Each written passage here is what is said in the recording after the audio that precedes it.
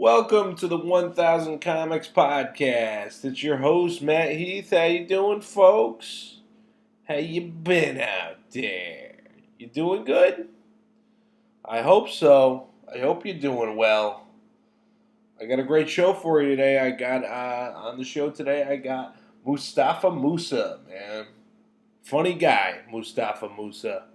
Well, a little more with him later. I just want to tell, I guess, a little story from my trip to the Dominican Republic. I haven't told yet, and you know, I was actually telling my coworker this story earlier that when I was at my cousin's wedding. Now he had this wedding at the base place was basically a mansion, and when you go down into the further into the property, we did this late after the reception. A lot of us went down into this grotto. There was a grotto like the friggin' Playboy Mansion, and some of us took off our suits and dresses there, and down to our skivvies, and went swimming in this grotto. Now, we started drinking Bacardi 151. One thing led to another. It got real late. Little drunk. Now, when I'm leaving the grotto, I put back on my suit, not properly. I'm a little disheveled. I'm carrying my shoes out, and as I'm walking out, there's an armed guard standing there. This guy's standing there with this huge gun, and I'm telling you, I almost shit my pants. And when I told this story to my coworker, he said to me what if you just shit in the shit, like, saw him and you just shit in the grotto? And I was like, my cousin probably would have lost his security deposit on the, and then it just swirled into, like, me having this fantasy of being in the Playboy Mansion. Now imagine you're in the Playboy Mansion, right? And, you're swimming around with a cute Playboy playmate, a little Playboy bunny in her little bikini, and you're getting a little frisky with her, and you just see just a big old log, just a baby Ruth floating by in the Playboy Mansion grotto, and all you hear is wet flip flops smacking, and you look up, and I'm just fucking running away. And it's too bad Hughes passed on. I wish one day I'll be a famous comic, but the Playboy Mansion will cease to exist. And my dream of taking a dump in the Playboy Grotto. It's a dream. It's a dream that was just realized, but will never. I guess that's why they call them fantasies, right, folks? Haven't you ever thought that? Haven't you ever wanted to take a dump in the Playboy Mansion Grotto? Anyways, if you'd like to buy my books, they're Renaissance Men, Pawnbrokers, Scared Out of the Dickens, any three of my books, go on Amazon.com, type in Matt Heath in the search bar, and the books will pop right up. You can buy them. If you want to buy my comedy album, go to Tumbleweeds in Niantic, Connecticut. It's a record store. Tumbleweeds in Niantic, Connecticut sells my comedy album, Class Clown Revisited. You buy that. My interview with Mustafe Mussa.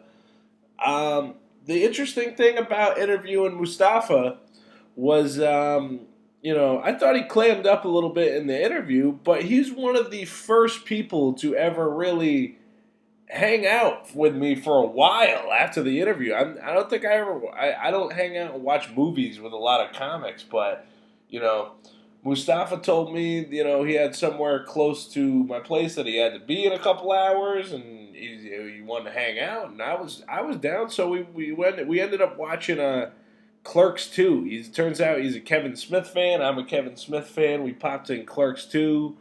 We were talking about that. We were talking about comedy.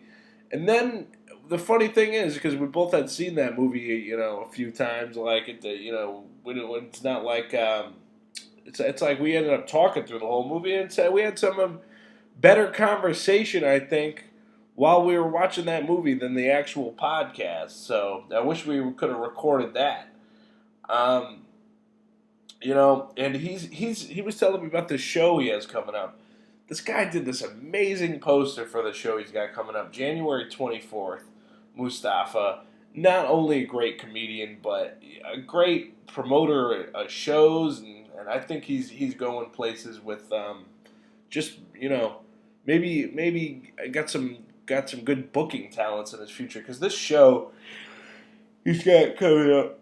Excuse me for yawning, because that's the opposite of how I feel about this show coming up, because he's got this show coming up January 24th at the Elbow Room in West Hartford. It's got his brother Mo Mussa on it. It's got Dame FK. It's got Denver Sproul, all opening for this headliner, Mike Racine, who I wasn't really familiar with him, but Mustafa showed me his clip from being on Conan O'Brien. This guy Mike Racine, and he is hilarious. Like, he has this whole joke about how there's no cigarette aficionados. He's got this joke about Dustin Hoffman in the movie I Am Sam. This guy's a beast, killer, funny guy. Mike Racine headlining Mustafa's show January 24th at the Elbow Room. So check that out. Me, on the other hand, if you want to see me, come see me Monday, Martin Luther King Day. Monday, Martin Luther King Day, same place, Elbow Room, West Hartford. Make sure you come see that. Before that, please enjoy my interview with Mustafe Mussa. Please.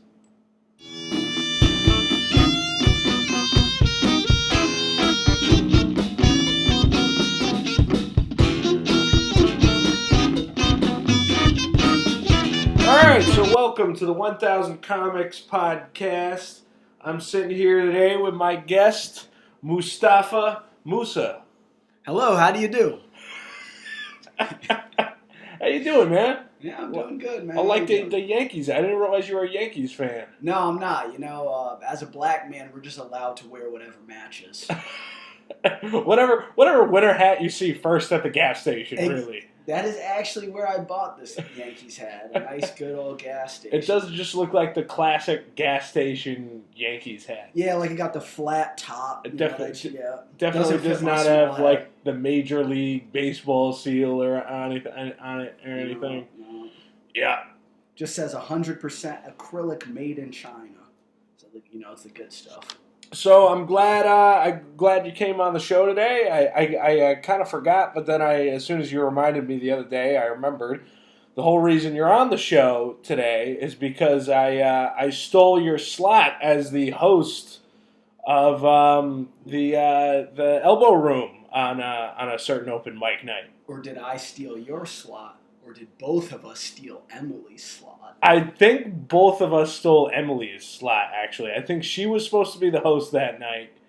Then, I don't know, does Paul just drink and forget like who he puts as host or what? I don't want to put Paul on blast here, but like, I feel like this could be a lot less confusing. Man, I just slipped in last minute like, hey, you got a host? And he said, yeah, it's you then. And then I posted, and then Emily was like, wait, I'm the host. And then everybody on the page started commenting, I thought Matt Heath was the host. But it all worked out. We hit the back-to-back-to-back. It all worked out because I was host that week. You're host this week. You're a pretty good host, might I add. Oh, not as great as you, man. That was a fun time. Oh, well, thank you. I appreciate that. But so is that your first time hosting a mic there, or? Yeah. That was the first time. How do you like hosting? You know what, man? I wanted to gear up because I got the show coming up on the 24th that I'm hosting. So I was like, let me get some batting practice before I host that one. I hear you. And I enjoyed it. It was a good time, getting to see everybody. Who's on the show you're hosting? It's me, my brother, Dame. Yeah. And for the folks that don't know your brother, you might as well mention his name, right? Yeah, Mo Mussa. Mo Mussa. Yeah. Now, who's been doing comedy longer, you or him? Him. He's been doing how about like years longer or just like a little longer? No, definitely a considerable amount longer. Yeah. I don't know quite when he started, but yeah, he's been doing it. So does he feel like you're kind of like copying him or just the origin story was he just came into my work one day. I was working down in the center. He just came in one day. He's like, "Yo, go to this open mic. Just come and watch it." Yeah. And we're sitting there. And how long ago was this? So it was last year, December. Okay. And then he was just like, "Yo, man, there ain't even that many people up. Go up." And I went up. And where was this? This is at Elbow Room. This was at Elbow Room. Okay. Yeah. And so what was that like the first time you were on stage? Were you hooked like ever since? Were you nervous? Were you what was it like? I did it just 8 minutes rambling off the top. Yeah. Yeah, that was a fun time. But I didn't have a car at that point, so I didn't really do it much for another 4 months. Right. And then once April came around, I just started doing it more. Okay. All right. So did you get that immediate stage high the first time you were doing it, or what did you think? Were you like, I got because the next day, man, the next day I was actually talking about it like I was already doing stand up. So, yeah, like I was talking to my buddy. So I don't know. From then on in, I think I was just in it. From there, I think he gave me the go ahead. He gave me the go ahead to be like by putting me up, and then I was like, all right, fuck it, I'm gonna just do it. So it's almost like it's like do you think if it wasn't for your brother, do you think you would be doing stand up right now? Or see, man, we've always been into it since I've always been into it since like young days, because Chappelle Show came out like 2003. I was probably like 8 years old, watching it from that first episode onward. So right. It's always I was very much into the Chappelle Show. Yeah, so it's always been something I was into. But I think once he started doing it, I was like, oh, word, that's his thing. And then once he brought me into it, I was like, all right, I'll do it. Okay. So, like, would you say Chappelle was like the most influential when you were a kid, or who were the ones you were looking up to? Man, I'll just say, bro, that show is so fucking funny. Like, you could watch that shit today. Yeah. You could watch that shit yesterday. Like, it doesn't make a difference. Yeah. Like, I don't know that. So he's definitely was the favorite. Right. At all times, definitely like Chris Rock as well. Yeah. Well, I could see in like the way you present yourself on stage that Chris Rock is someone who's like influential to you because you're just like one of those tell it like it is kind of comics. What you mean? Like I feel like there's comedians that it's like the most important thing to them is to be funny, but then there's like comedians like that it's like telling it like it is like really like the first thing, and it's like being funny is kind of second. Man, I disagree, man. It's all about being funny. Yeah. So what, is that a coy way of saying I'm not funny, man? No. It's actually a complimentary because my favorite of all time is George Carlin, where I think it's like being like him and Chris Rock are definitely like it's like being the smartest guy in the room is like kind of like the important thing rather than being funny. But being funny is obviously important. Yeah. It's just like not as important as being like outwitting everyone in the room. You know what I mean? Yeah, man, but I love being stupid. That's what I go for every time. I'm like, yo, is that a dumb smart guy? Well, that's the goal. Dumb smart guy. Well, I can see that being true with you too, with being the dumb guy, especially with like the joke you do about being in special ed as a kid. Now, is there any truth to that joke? Yo, man, I remember I was in kindergarten and I was like, why the fuck am I with these kids right here? And then I think like third grade, I was switched out. My dad just came in talking hella shit. I remember that. I think he just rolled in one day like, yo, this kid is too much. And they're like, nah, he's all right. And they're like, yo, this kid is too much. So wait, it was from the time you were in kindergarten? I don't know how the hell you get put in a special class when you're in kindergarten. What do they got to work off of? But I also think that it's like just like the kids that are in special ed, because I was a teacher for a while too. Yeah. There are kids that even though there's maybe not anything like literally mentally wrong with them. If a kid cannot shut the fuck up, they usually put them in special ed. Yeah, they took me from the special ed class, or whatever the fuck it was, and then put me in the gifted class. I was so confused in this 3-year span. I was like, what am I? So basically you were like, now that you say it was the gifted class, you kind of remind me of, did you ever watch the show Malcolm in the Middle? Yeah, no, I love that show, man. That's like... It was only like one reading class, you know what I mean? It was like one reading class, but I was like, I'm with the kids that could read fast now. I was with the kids that couldn't read before. It was a very like up and up story. It was a public school? Yeah. So, and it was like, when did you kind of just fall into like normal classes? Was it like... honestly, man, I don't know. I was taking... I mean, what do you mean normal classes? Like, by the time you were in high school, you were just in regular classes, right? Honestly, man, I don't know. I was in a good amount of those AP classes, because that's a great way that they segregate these public schools. Well, AP, that means you were intelligent. You're on a college track at that point. Some of those classes, like for the most part, I was a smart guy. Okay. But I don't know. You seem kind of like embarrassed to talk about like AP class. Shouldn't that be considered a good thing? Yeah. I mean, honestly, maybe are you bummed out that you couldn't hang out with most of your friends when you were in school? Nah, dude, I was friends with whoever, man. Yeah, I was friends with whoever. Honestly, man, it was a good time back in those days, getting to take those classes and then failing the AP exam. And then not getting college credit, wasting all that time. Yeah, did you go to college at all? Yeah. Where did you go to school? I went to UConn. Yeah, and you finished UConn, or how'd you like going there? It was all right, man. I went to the branch for like 2 years. Yeah. And I went to the campus for 2 years. What'd you major in? Journalism. Journalism, huh? Yeah. So, are you doing anything with that? Are you planning on doing anything with that? I've been doing like little documentary videos here and there, trying to get into the field, but... You seem like you should be a correspondent on The Daily Show. Nah, dude, fuck that. Fuck The Daily Show. You don't like The Daily Show? Nah. Why don't you like The Daily Show? Because I don't like Trevor Noah. I got a real bone to pick with that guy. Why? He's just, he's coming from South Africa, thinking he knows everything. It's like, man, get out of here with that bullshit. All right, so Trevor Noah, if you're listening, Mustafa Mussa has a fucking bone to pick with you. Hell yeah, man. Me and the miners in South Africa that you disparaged. But is there a real reason? Or are you just joking? I mean, I'm halfway kidding, but that guy doesn't know what the fuck he's talking about. Did you like Jon Stewart back when he hosted it? I watched it when I was younger. Yeah. But yeah, I mean, it's just like at the end of the day, the politics and the comedy mix, it's like you got to be so... That stuff for that era was all right, but if you try to do that shit today, it's not going to work. Right. Well, The Daily Show, now that Trevor Noah hosts it, is completely different than it was. Yeah.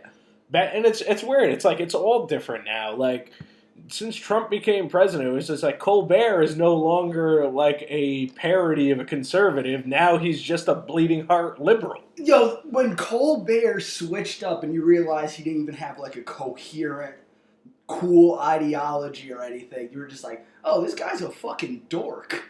Like, he's just, what is this? Yeah, he's definitely lost some of his, Because when you're going anti-something, it's hilarious because those people are all fucking ridiculous out of their mind. And then when Colbert comes in and you're just like, he's being earnest. Yeah. It's like, I'm not trying to see this earnestness, Colbert.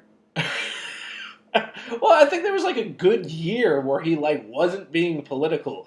And I remember my parents my dad was watching it. He's like, you heard of this guy Colbert? I'm like, Dad used to hate that guy back when he was on Comedy Central, he's like, yeah, well, it's like, I didn't like when he was doing all that politics. And lo and behold, like, he's now political again, just making fun of Trump constantly. It's so funny, though, that people say I don't like when he's doing the politics, when they just mean, like, I don't like them doing the politics that I don't like, Yeah. Like, what kind of politics did your dad have? But he seriously is like that. Like, I think he may have voted for Trump, but at the same time, I don't think he really gives a shit about politics at all. He voted for Trump to own the libs.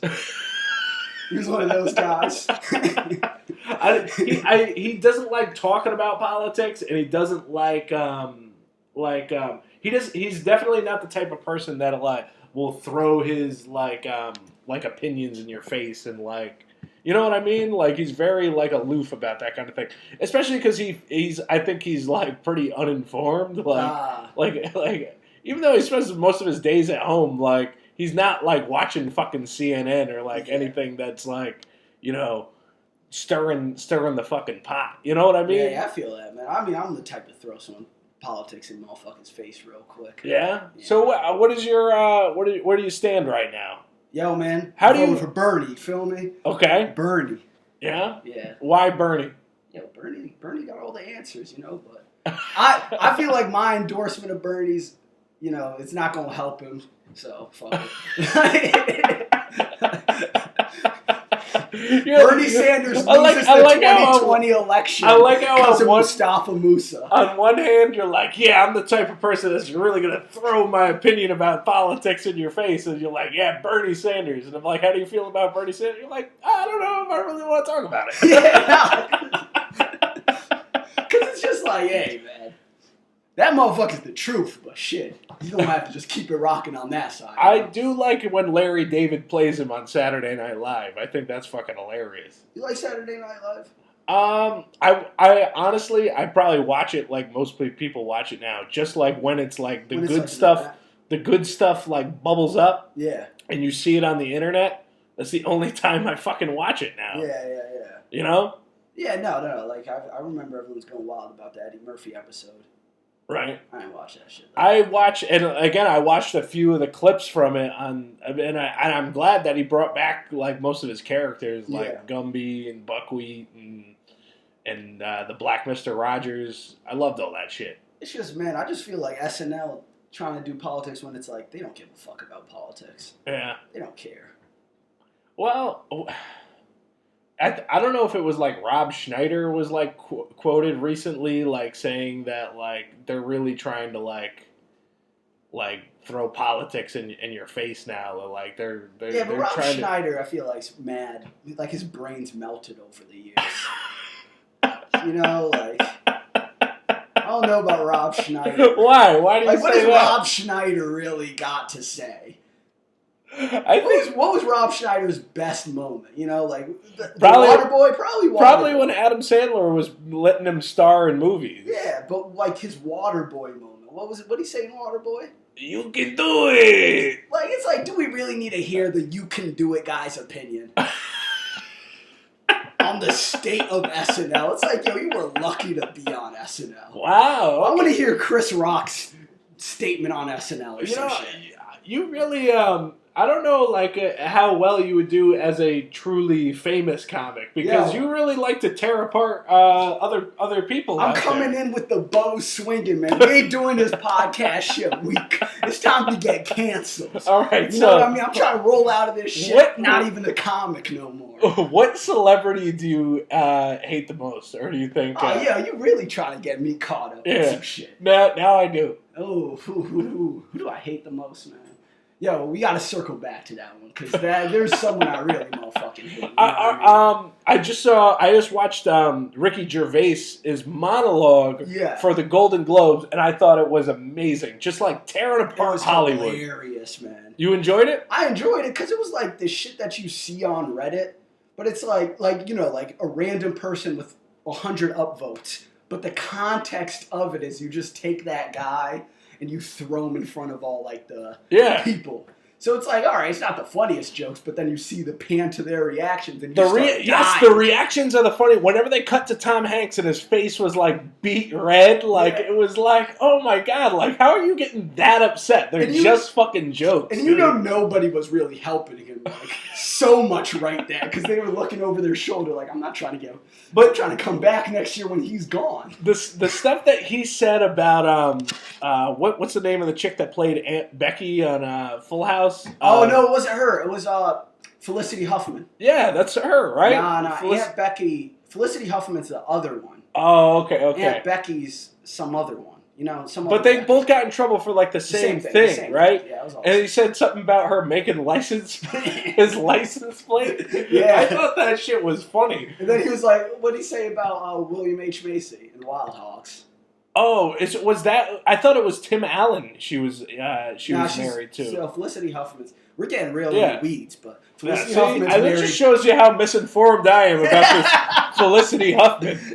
Yeah. Felicity Huffman. She is married to William H. Macy. But he was in Wild Hogs as well as Tim Allen. But I read an article that said something about Tim Allen doesn't care about the comments that Ricky Gervais made. Saw that same article. So Ricky Gervais said about Tim Allen some other stuff. Oh, okay. Yeah, he just said. So he was just making fun of all the cast of Wild Hogs. Yeah, I mean, it's just who is part of Wild Hogs? William H. Macy, John Travolta, and Tim Allen, and I forget who else was in it. One other person. 2000s was a wild time. It's like with all these Marvel movies and shit, like you can't make a Wild Hogs. But the other thing he said about the Scorsese, he mentioned Scorsese's comments about Marvel movies was interesting. What did you think of that? Oh, I loved it. Yeah, I loved it. What did he say? He said something like that, like Scorsese said something about Marvel movies aren't real movies; they're just like an amusement park, a theme park. And he goes, "What are you doing in an amusement park?" She's like, "You're too short to get on the rides." And then it cuts to Martin Scorsese like, "It's true, it's true." Dude, the thing I loved about it is like De Niro was cracking up throughout the whole thing. Every time it cut to Tom Hanks, he's beat red. Every time it cut to De Niro, he's like fucking laughing hysterically. Yeah, because I don't know. The thing is with these award shows as well, you can tell with like Twitter and all that, all these people are trying to become a meme. Like in the moment, now that they're well aware of how like 2 years ago, 3 years ago, someone becomes a meme. You know what? That's a good point. I never really thought about that. Now they're actively doing it. Like you see Tom Hanks making that dumb little smirk to the camera like he's fucking Jim from The Office. That's a really good point, and I never really thought of that because more people are actually looking at the memes than they are watching the award show. Yeah. The meme. That's how I learned about the award show. I didn't give a fuck about that shit. I just saw them. They were like, look at all these memes from Ricky Gervais's comments. And I was like, oh, let me see what he actually had to say. Yeah. Oh, dude, the one other thing that he said, though, and also something about Leo DiCaprio. I don't know why we're spending half the podcast dissecting about Leonardo DiCaprio. The movie's so long that the girl he brought in was too old for him. Oh, that was a good little snip, man. Even Leo was hitting the... Yeah, he was like, I like that one. He was like, it's good, it's true, it's good because it's true. Yeah. Oh, my God. Fucking one other comment that he made that really struck me about the one that he said about Amazon and Netflix. He's like, you all work for Amazon and Netflix. No, he said, and he goes, he looked at Tim Cook. He looked at Tim Cook though. Tim Cook, like the CEO for Apple. Yeah. He's like, Tim Cook's here. He came out with a service. He's like, Apple. He was like, if ISIS came out with a fucking streaming service, you guys would line up. So shut up and just accept your awards. Yeah, it's just thank your God. He's like, don't. Yeah, so just saying that like all of them should shut the fuck up about politics. Yeah. But the thing is, man, when I get my Golden Globe, I'm going to go up there and I'm going to, give my whole political spiel. I'm going to be like, Bernie, 2024. Did you want another beer? Or did you finish that one? Yeah, let's do it. Yeah, you're done with that one already? We're drinking Victory Golden Monkeys here. If you you guys want to send us some free ones, me and Mustafa here are pounding these fucking things. Now, I like it, and just so we can get off Ricky Gervais for a little while. Let's talk about GTA 4. You remember, like, Ricky Gervais was in GTA 4 doing stand-up? Great time. He was? I don't even remember that. All right, we could circle off Ricky Gervais.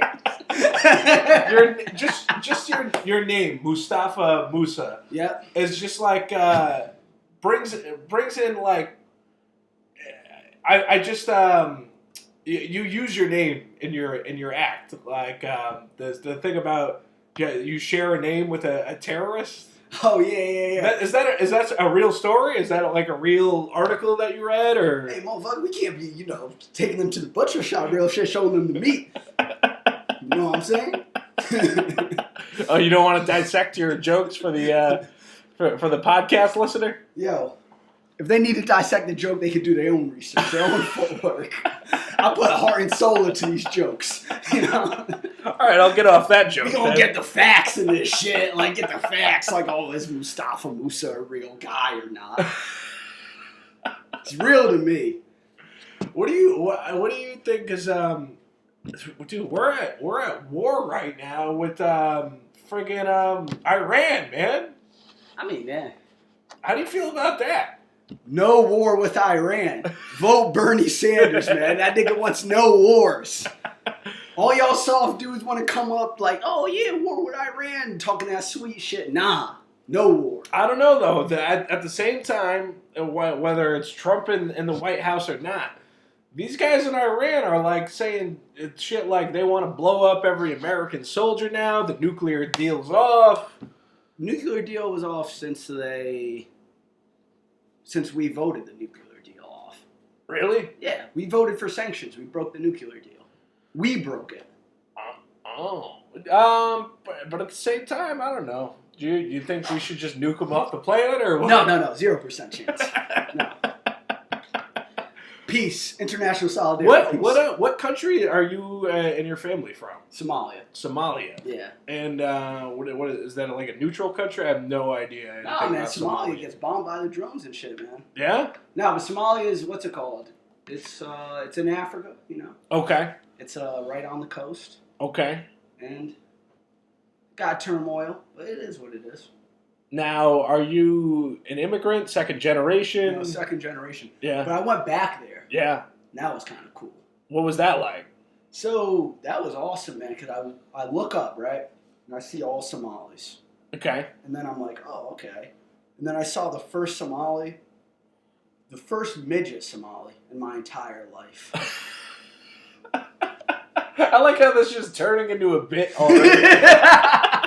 Yeah, I saw the first midget Somali in my life, and I was like, oh. What, is this when you got off the plane, or? No, I just looked. I was like, everybody looks the same, but looks a little different. And then the midget, I was like, he looks more midget than Somali. It's like that old Chappelle shit. So you were literally looking around like you're like, I'm actually home. These are my people. I'm looking around and finally seeing all the same faces as me. I am him. You are it's me. And it's like all variations of Somali. Well, that guy's still a midget. Yeah. Yes. That's exactly what happened. Yeah. The coolest thing about there though was I remember so I didn't speak the language well. Right. So I thought I was in a super deep conversation with this guy, just talking to him. Right. All right. And then everybody else, like all my cousins and whatnot, they're just letting us go. And I was like, yo, can you translate like what that man had to say? And then he was just like, yo, he's crazy. He's crazy. Like he was out of his mind. And then I look at his ankles. And he got handcuffs on his ankles. Oh, shit. Yeah, because we don't got insane asylums over there, like mental health hospitals. It's just the dudes who are crazy. You just throw some handcuffs on their ankles and you let them wander the streets. It's honestly a more peaceful way to deal with things than how we do it out here. So, honestly, you'll just know a person's crazy if you see handcuff ankles on their legs? Yep. Yeah. And I wasn't looking. We were sitting down, so I wasn't looking at his legs, So I carried on this entire conversation. But it's almost like it makes it your responsibility to get away from that person. If you run away from that person, not like they're going to catch you because they got handcuffs on their freaking ankles. So what's it called? My cousin owned a corner store, right? So basically, his cousin worked there. Right. So he was like the cashier. A guy comes in with the ankles. Right. And he's just ranting and raving, going crazy in the store, knocking stuff over. Oh, he shit. Spits in the kid's face. So I'm dying of laughter, and my other cousin's dying of laughter. Like, we're just like, yo. Right. And I'm just thinking, like, dang, he just got spit in his face. He got to deal with that. And then the guy leaves, and he's just like, yeah, that's my uncle.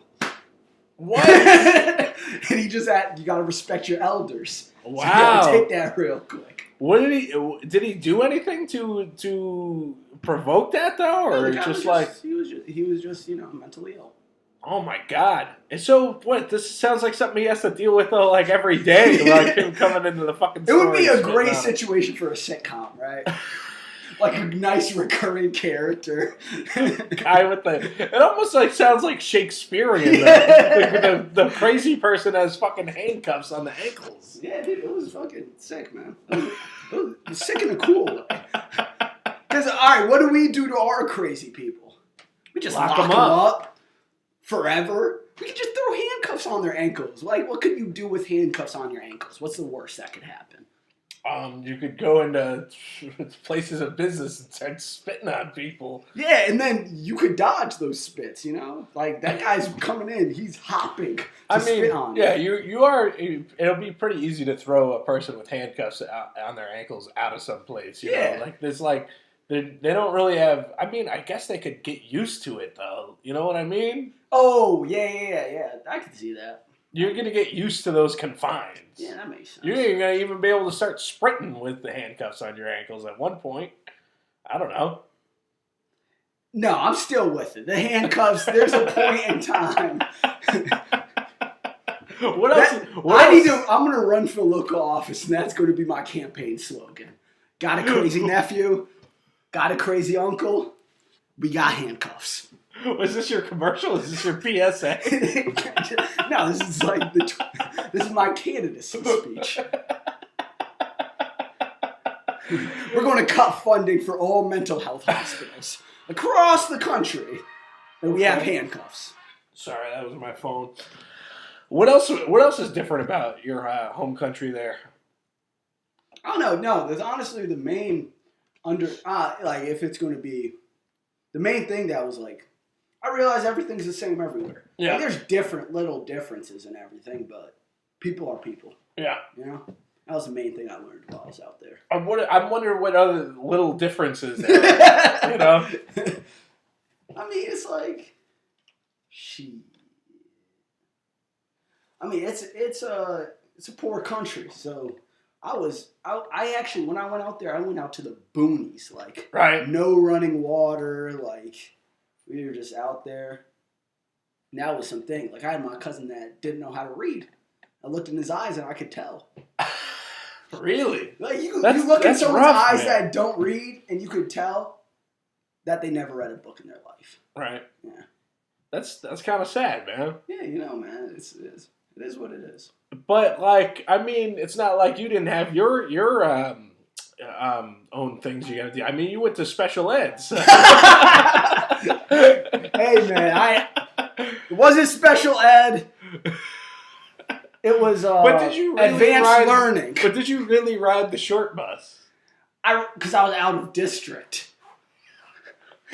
They bust me in like motherfucking 1960.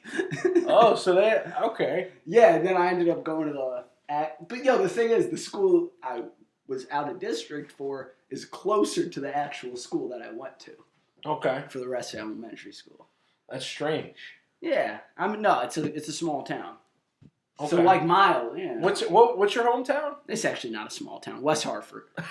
It's not that small, but it's there's a lot of elementary schools. But it sounds like that's something that would happen in West Hartford growing up. So it's like I kind of like how this kind of club, the club, the Elbow Room, kind of has come out of nowhere. And now, like, the Hartford scene is, I feel like, bigger than the New Haven scene, which was kind of the thing when I started comedy here in Connecticut.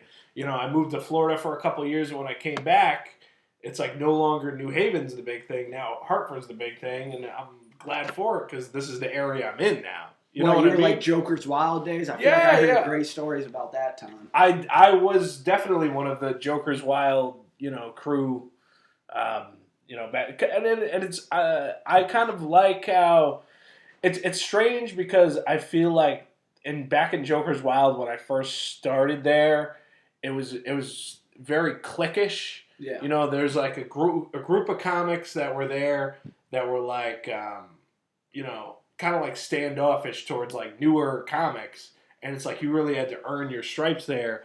While I think a place like the Elbow Room, like Paul has kind of created this space where everyone kind of like supports each other. You know what I mean? Yeah, no, I actually agree. Yeah, that was the best thing about starting right over here. Yeah. Because you get constructive criticism. Yeah. You get shown, you should have done this, you should have done that. But it's everything cool. But I feel like there's always a risk of becoming that. The longer it goes, the longer, you know what I mean? So, well, you think that the guys like, me, you, pretty much the people that have been on this podcast, or, the guys that have do like Cliff's videos or whatever, are like at risk of like becoming the clique that kind of like, it's like we can never become jaded. We can never become like the jaded comics or some shit. You know what I mean? But I think that like the idea of us becoming too big for our britches, like it's impossible. It's impossible because we always know we're just the Connecticut comics. Like we always know something bigger is going on in New York and California. Yeah. And it's like I think there's always this thing of being a Connecticut comic where it's like our egos will never be too big because we know that like we're not the most famous fucking comics. Yeah, I mean, you know what I mean? But the thing is, it's like it's all the same anywhere. You know what I mean? Like the fucking like I feel like that even makes it even worse because you see motherfuckers in a better market and you're just like, oh, if I was over there, I'd be killing it. Yeah. You know what I'm saying? So. But it's like you think we'll never get too big for our britches though. I don't think so either. But it's like I feel like it's also like it's hard work wherever you go. Yeah. You know what I mean? Where it's like it's just as much work to try to become the next headliner in Connecticut as it is to be the next headliner in Boston or New York or wherever you're trying to go, because really it's down to you yourself. Like Well, the thing is, man, like I feel like for a little bit there wasn't a lot. Like now, around this time of year, we're starting to get more new comics that they light a fire under everybody. Like I'm a new comic, obviously, but there's people even coming in like after, like that started after me, and now they're coming in and killing it, and you're just like, oh, at these open mics, and you're just like, oh, all right. And then it brings everybody up and makes the whole thing funner. Oh yeah, because there's definitely times where like if you start to get lazy and you're just pretty much practicing material you've already been doing, and then like there's like days where you'll be doing an open mic and then a brand new comic will get on stage and they'll fucking kill with whatever set they're doing. Fucking Rex Caesar and fucking Chris Warren's sets yesterday. Yeah, Rex Caesar is friggin' hilarious. Don't you think that guy's funny? No, like, that dude is funny as fuck. And he's obviously like intelligent and well read on comedy. Yeah, man. But it's like he just started doing it too. And the first couple times I saw him, I feel like he was fucking hammered. Like, and one time he bought me a drink. He was like, "Good set," and I was like, "Oh man." He bought me several drinks the first time I met him, and I didn't realize how fucked up he had gotten me because he was just buying me shot after shot after shot. And then now you come in and you just see him focused, and he comes in and murders with a new 5 minutes every single fucking week. I was like, all right, shit, man, this motherfucking magician joke ain't cutting it. I gotta step it up real quick. Yeah. Who do you like in comedy now? Who's big in comedy now? What do you mean? Like famous dudes wise? Yeah, just like if you were to like throw on Netflix, who you putting on? Actually, honestly, the fucking clips wise, I've been watching a lot of those Comedy Cellar, like Comedy Central show clips. Right. And Sam Morrill, or I think I'm saying his name right, Sam Morrill or whatever. Sam Morrill. So I don't know who you're talking about. That dude is fucking hilarious. Like I'm always watching his shit. And actually, like Joe Machi, like that whole show, like I'll watch that show consistently because they come in and they just burn their topical bits. Right. So they film at the Cellar and then they'll just burn like, I don't know, if it was example this week, it would have been fucking Iran. So like everybody at the Cellar will have like a quick Iran bit. Which website is this on? I think it's just on it's on the regular Comedy Central show.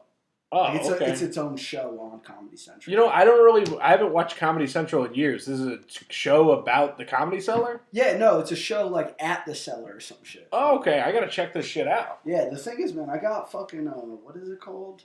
There's like this app that just has like 800 different channels, and one of the channels is Comedy Central Stand Up. Okay. Like that's its own channel. Oh, that's so it cool. Just shows like everything that Comedy Central owns stand up wise. Yeah, I may sound ignorant, but I've never even fucking heard of this. Yeah, no. It's I don't know, Viacom owns it and shit. Like I'll look it up and I'll let you know about it. Yeah, send me a link or something because I definitely I just heard that Conan O'Brien just created an app where you can watch all his old stand up.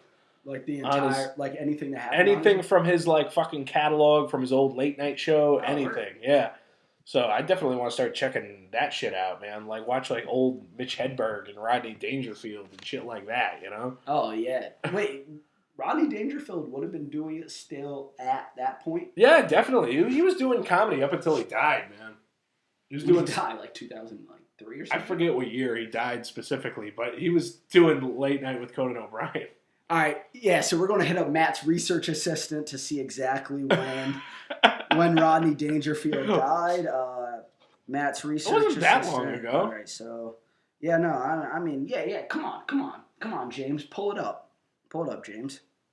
Who's James? James is your research assistant. Oh, yeah. So he died in 2004. Rodney Dangerfield.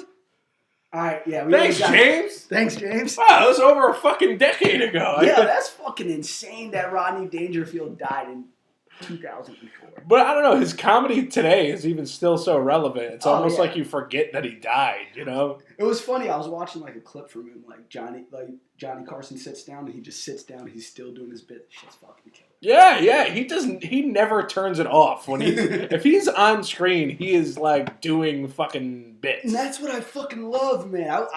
That's honestly my favorite comedians like that I know wise are the people that are constantly doing bits. Like Don Rickles. And he died, a while back too. It's almost like that type of comedian doesn't even exist anymore though. Yeah, I don't know though. They'll always be. But I don't know. There's definitely certain nights where it's like I feel like I did so well on stage that I'll be like the funniest guy at the bar afterwards, and I'll just have everybody fucking rolling. You know what I mean? Yes.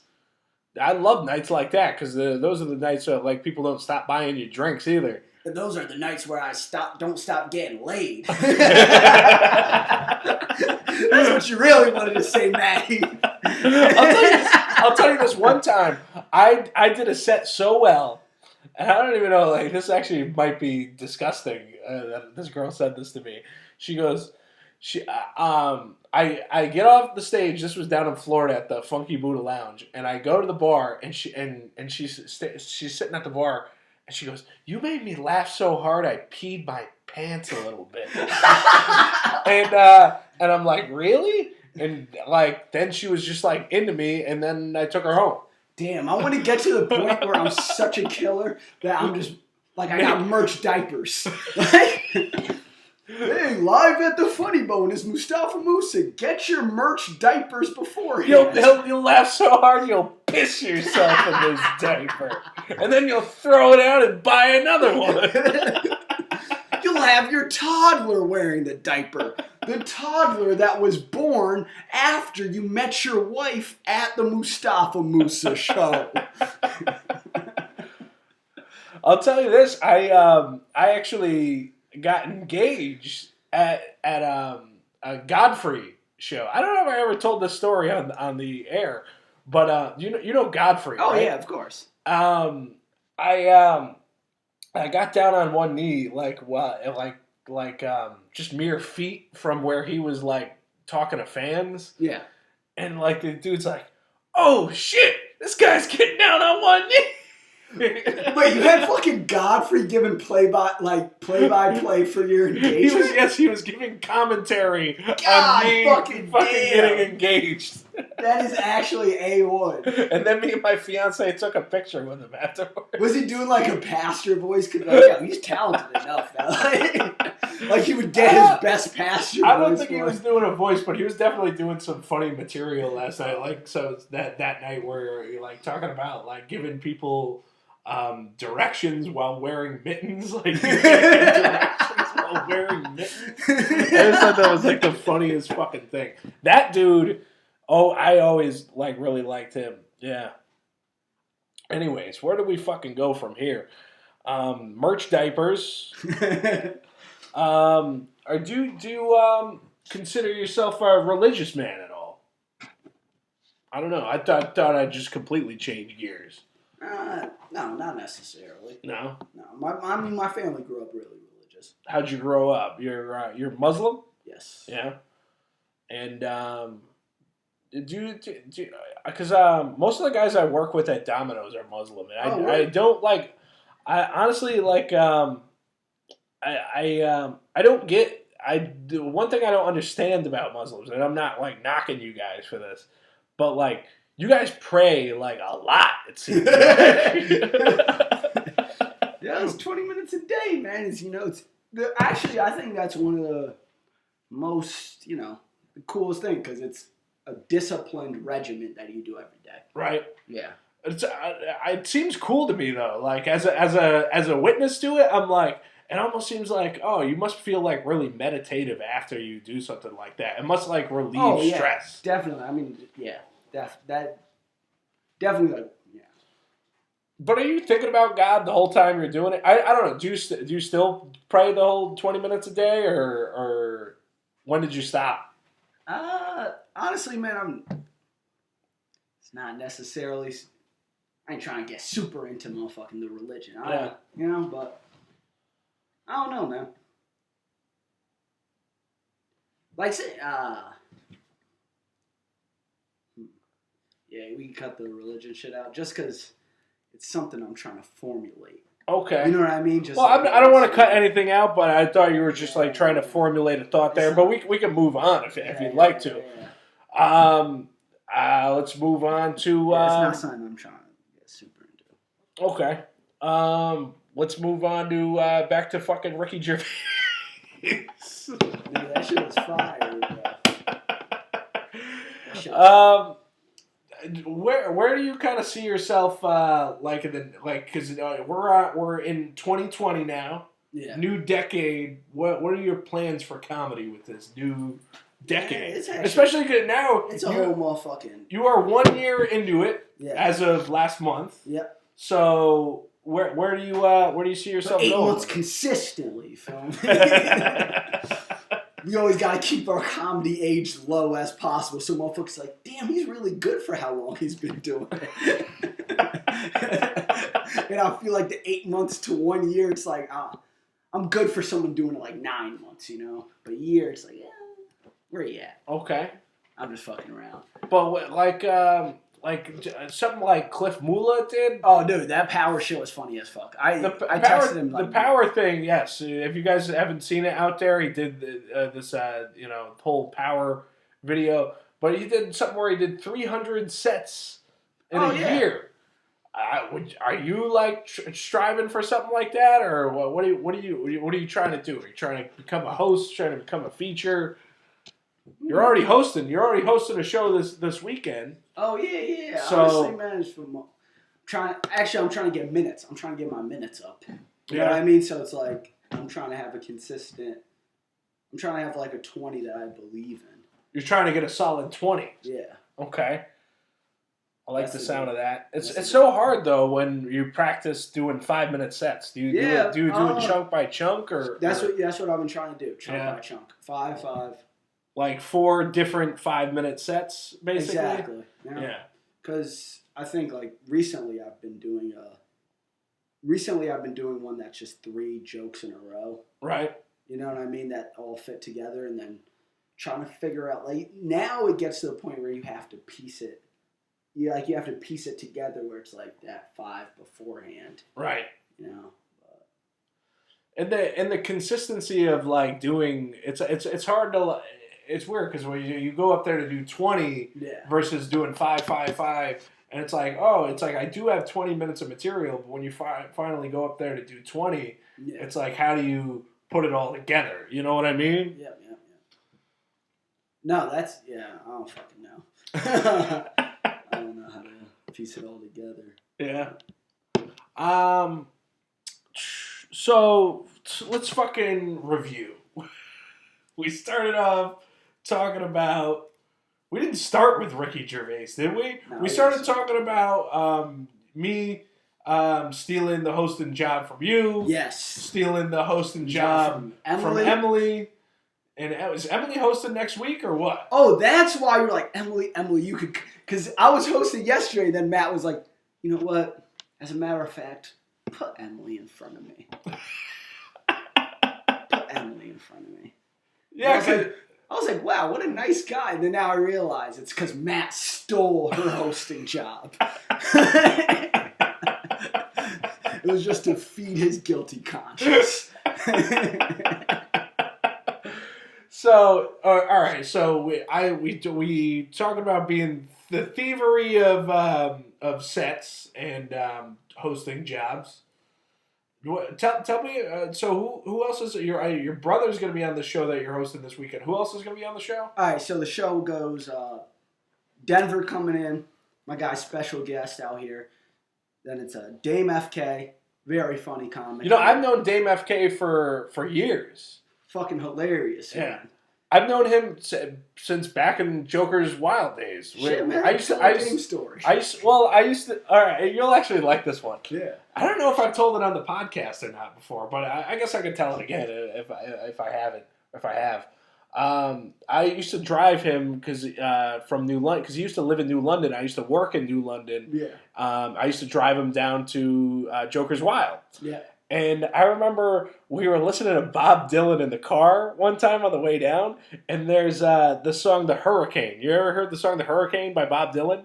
I may have heard it. It's the song about Reuben Carter, and there's just more things I don't recognize. It's the song about the boxer Reuben Carter and how he went to jail for a crime he didn't commit. Yeah. And it was basically a whole racial issue because he was the only black man that was, there. So it's like this whole, racial event. Anyways, the song is called "The Hurricane." This is the story of the hurricane, the man the authorities came to blame. There's a point in the song where Bob Dylan says the N-word. He calls him a crazy N-word. The black folks just thought he was a crazy N-word. And I turned down the song. And I go, Dave, you think that's all right that Dylan says the N-word in the song? Like, does he get away with it? Does he get a pass? And he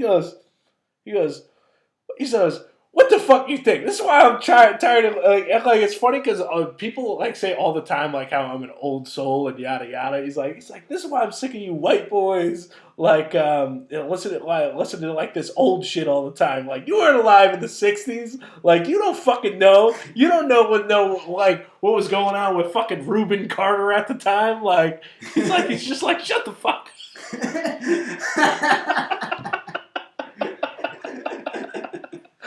And I just thought that was fucking hilarious. Like, I wish there was a camera filming the scene, the interaction. That's why I love some of these fucking new movies coming out that's actually feels of our time. Yeah. Like Uncut Gems, I love that shit, man. You saw it? Yeah. Dude, I love the Uncut Gems. I love that shit. And also just because I'm a pawnbroker and it's I was like, this is right up Matt Heath's wheelhouse. This is his shit right here.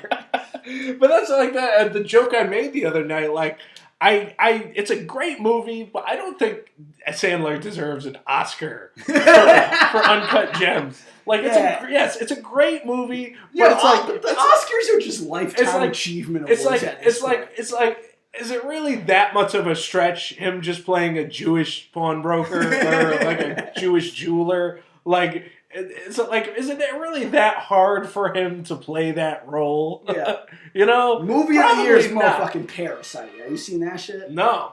Dude, Parasite. That movie is awesome. Yeah. Yeah, no, I love What's that Parasite about? Parasite's Yo, the thing is, it's like a movie I've never seen before that, so it's like hard to describe. But it's just basically like, watch it. That's all I got to say.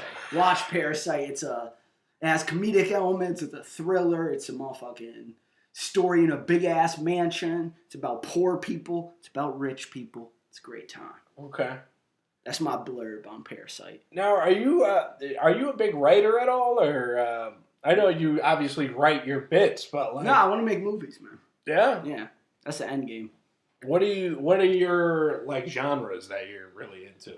Yo, honestly, it's like how Parasite's genre-less. You know what I mean? Just mixing in whatever the story dictates. Right. Is need be. I mean, right now I'm trying to write this one comedy. Yeah. Yeah, but. Okay. Can you give me a little insight on it, or is it under wraps? It's under wraps. My agent said I might blow a deal, you know. I talk about it on the great. You know, you're a very tough person to interview. Like you're very clam up on pretty much every general subject. I'm an enigma. You know what I'm saying? I can't give it to the people. You guys are serfs. Politics. Yeah, I'll talk shit about politics. I don't really want to talk about politics. Just because if I start talking about politics, my guy Bernie won't get reelected.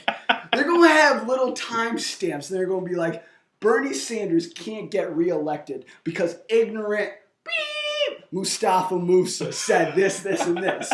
And they're going to say beep, but it's them saying the N-word, you know? Like, it's going to be Anderson Cooper calling me an N-word on motherfucking tape. Now, I noticed that you've said the N-word several times, but you haven't actually used the N-word. I don't know if you realize you're allowed to swear on my podcast. Shit, it's real nigger shit. Oh, man.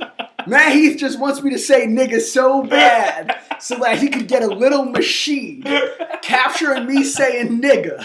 And then he's going to just play it around like, that's not me. No, I'm just playing. Do you want to play Dame FK in a skit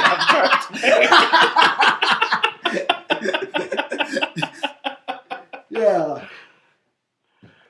It's just I say nigga, you feel me? I say the N-word when I'm referring to it. So I can't quote it. How do you truly... Because it would have made Anderson Cooper very racist. How do you truly feel about the N-word? You know what? There's a bit that Rex was doing the other night where he was talking about, like, Quentin Tarantino getting a pass for the N-word.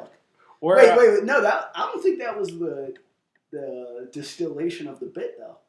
Was it? Well, I think the whole point of the bit was that he had like a foot fetish. Yeah. But he kind of mentioned that like Tarantino gets a pass for saying the N-word more so than Mark Twain does. And I found that fucking hilarious because it's true. Now, Mark Twain gets a pass, man. Well, I'm just saying, motherfuckers read Mark Twain's books still. Well, I remember when I was a teacher, and it's like the kids' reading levels were very low. Yeah. So you're trying to like shove To Kill a Mockingbird down their throat, where it's like it's so funny, like how like white folks like living in a white area, and people I went to school with are very ignorant to the fact that like if you try to teach To Kill a Mockingbird to a high school freshman in in an urban area where the reading level's lower, it's like all they see is N-word, N-word, and they're like, "Why are you trying to teach me this racist fucking book?" Oh, okay. Damn, that is some funny shit. That is a troubling situation. I can't imagine Matt Heath trying to be like, no. I'm showing you this book that says nigga so much to teach you something. Like, there is a lesson behind this that, yeah, he might call you one, but he's a good guy. Yeah. Because I got a good enough reading level that I understand what Mark Twain was doing. But if you don't know what he was doing, you're just like, damn, he really... Well, it's Harper Lee that wrote To Kill a Mockingbird. Yeah, we flipping. You feel me? But yes. So, but it's same point. Yeah, Harper Lee a dumb broad, though. I'm just playing. But that's exactly probably what my one of my students would have said to me at the time. Yo, that hoe really want to say nigga so bad. Why didn't she just say it? She had to write nigga this, nigga that. Nah, that's some bullshit, Mr. Heath. Yo, Mr. Heath, on some real shit. Yo, you come through with this nigga stuff, I'm gonna have to beat your ass. I'm gonna have to beat your ass, Mr. Heath. Yo, no, let's do it before we get off. Let's do a skit. I'm trying to teach To Kill a Mockingbird. Okay. So, all right, class. This is today. We're on chapter 3 of To Kill a Mockingbird. Hey, yo, Mr. Heath, if you gotta make me say nigga one more time in this white man's voice, I'm gonna have to beat your ass. If you just settle down there, Mustafa. We're just going to get to the part where Boo Radley... Yo, on some real shit, Mr. Heath. What's Boo Radley got to say? Start it up.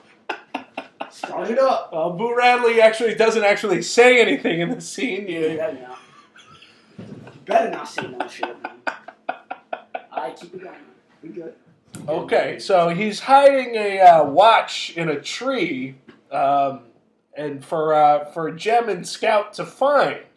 Because he likes them. He's looking out for them, I think. Yeah, you think so. Now, this other guy, Atticus, their father, is defending Tom Robinson. He's the black man in town. And he uses the N-word right here in the book. We're just going to skip that part. Mr. Heath, if you're going to make me read it, you got to read it too. You gotta read it too, Mr. Heath. Mr. Heath, you make me read this book every day that says nigga this, nigga that, but you too scared to say it in the class. Say it in front of the whole class. I don't think I'm gonna say the N-word.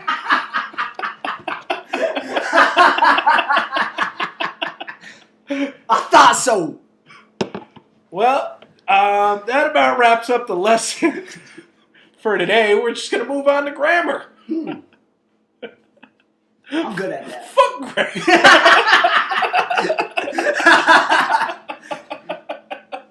No, I could get real articulate if you want, Mr. Heath. All right, so this kind of wraps it up, I guess. Is there anything you want to plug? Instagram, any websites? Instagram at Mr. Afe. Mistereafe. I got the show coming up January 24th. We never finished that up. Special guest Denver Sproul featuring Dame FK, Mussa. The headliner is Mike Racine, hosted by me. Awesome. At the Elbow Room. Make sure to come by. At the Elbow Room, Comedy Underground, which apparently nobody calls it. Mike Racine live in the underground. That's the title of the thing. Buy tickets. Just to interject real quick. I've seen the poster for the show. The poster's fucking awesome. Who did this poster? My buddy Corey Payne, yeah. All right, shout out to him because that is an awesome fucking poster. Yeah. He did the Nipsey Hussle mural, man. He's been out here for a lot of years. He's a great guy. All right. I'm glad we were able to give him a shout out real quick. Hey, Mustafa, thank you very much for being on the show. I think this one was an education. I don't know.